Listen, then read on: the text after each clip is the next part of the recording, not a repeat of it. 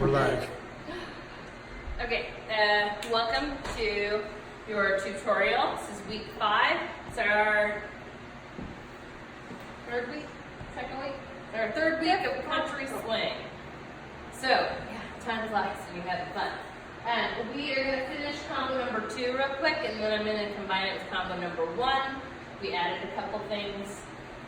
So starting with combo number 2, which we finished tonight, I'm just going to do basic in 2 different directions with an outside turn followed by a series of inside shoulder turns and pushes.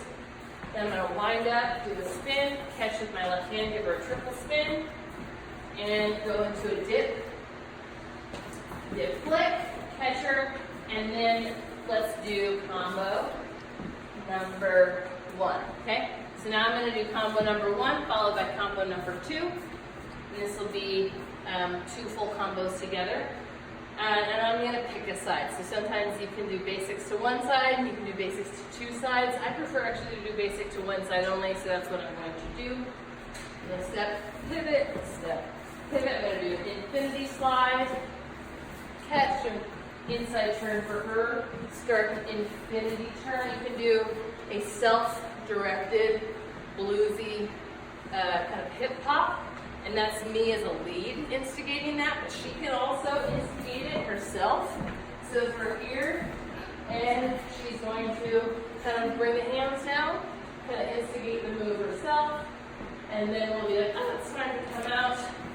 I'm going to do a break. I'm going to do a couple cross-handed turns. I can do them for her, and I can do them for myself. And then I'm going to break. I'm going to do a fan, a slide, a push, and we have finished combo number 1, going into combo number 2. Outside turn, inside turn, shoulder, catch, wind up, turn, catch, triple spin,